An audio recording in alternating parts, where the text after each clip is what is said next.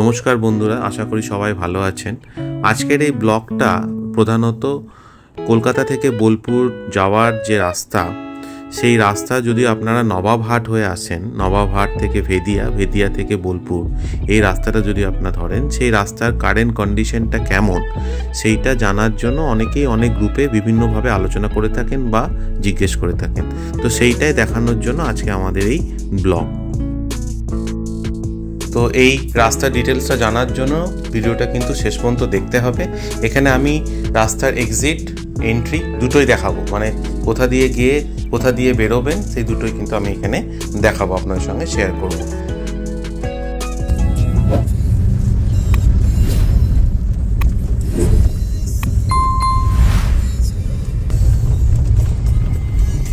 এই যে এইদিকে তো দেখা, এইদিকে রাস্তাটা আগে আমরা সোজা যেতাম, কিন্তু ওখানে ওইটা এখন কাজ হচ্ছে, হ্যাঁ, সুতরাং আর ইয়ের ঝামেলাটা নেই। এটা এখন সোজা এদিক দিয়ে বেরিয়ে যাচ্ছে। সামনে কিছুটা এগিয়ে গেলে আন্ডারপাসটার আগে কিন্তু রাস্তা পুরোটাই তৈরি হচ্ছে। তো সেই রাস্তাটাকে অ্যাভয়েড করার জন্য আপনাদের একটা রাস্তা আমি দেখিয়ে দিচ্ছি।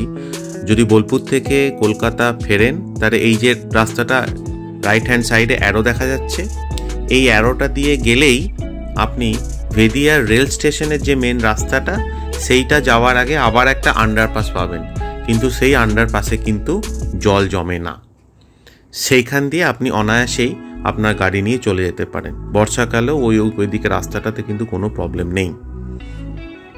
আর একটা একটু বলে রাখি, আপনাদের যদি খুব বড় গাড়ি হয়, যেমন স্করপিও বা সাফারি, এই সমস্ত গাড়ি কিন্তু এই ছোটো আন্ডারপাসটা দিয়ে আসবে না।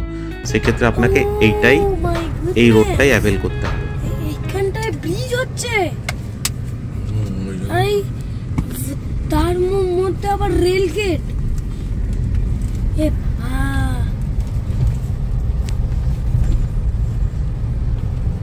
আরে ব্যাস, এইদিকে রাস্তাটা রিপেয়ার হচ্ছে এখন, অ্যাকচুয়ালি ভালো হবে। এই নিচেরটা যে অনেকটা গর্ত থাকে না, জল জমাটা একটু কমবে। তবে এখানে মুশকিল হচ্ছে,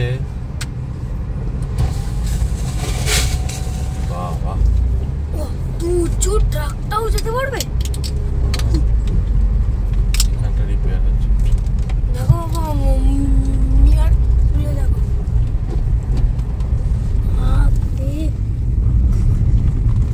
ধুলোর পর ধুলো, বলো বাবা।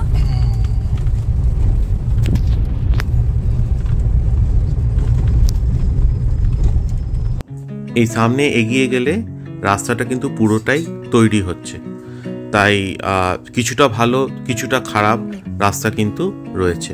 তো গাড়িতে যদি আপনাদের অসুবিধা হয়, তাহলে আমি যে রাস্তাটা আপনাদের দেখালাম, সেই রাস্তা দিয়ে আপনার কানেক্ট করলেও আপনারা মেন হাইওয়েতে কানেক্ট হতে পারবেন। একটু এগিয়ে গিয়েই আমি আপনাদের ওই রাস্তাটা দেখাচ্ছি যে কোনখান থেকে আপনারা কানেক্ট হতে পারবেন, বা কলকাতা থেকে ফেরার সময় কোন রাস্তাটা ধরলে আবার ওই যে অ্যারোটা আমি আগে দেখালাম সেখানে গিয়ে উঠতে পারবেন। মূলত বলে রাখি, আপনারা যদি কলকাতা থেকে আসছেন, তাহলে ভেদিয়ার আন্ডারপাসে জল জমে কিনা, বা আপনারা যারা ভয় করেন তাদের উদ্দেশ্যও বলে রাখি, ঠিক ভেদিয়াটা ঢুকছেন, মূল সড়ক ডান দিকে ভেঙে যাচ্ছে আর সোজা চলে যাচ্ছে ভেদিয়া স্টেশন যাওয়ার রাস্তা। এই ভেদিয়া স্টেশন যাওয়ার রাস্তাটা একটু ঢুকেই বাঁ দিকে একটা গ্রাম্য ঢালাই পথ চলে যাচ্ছে। সেই ঢালাই পথটা ধরে গিয়ে এগিয়ে গেলে আবার একটা আন্ডারপাস পাবেন, সেখানে কিন্তু জল জমে না।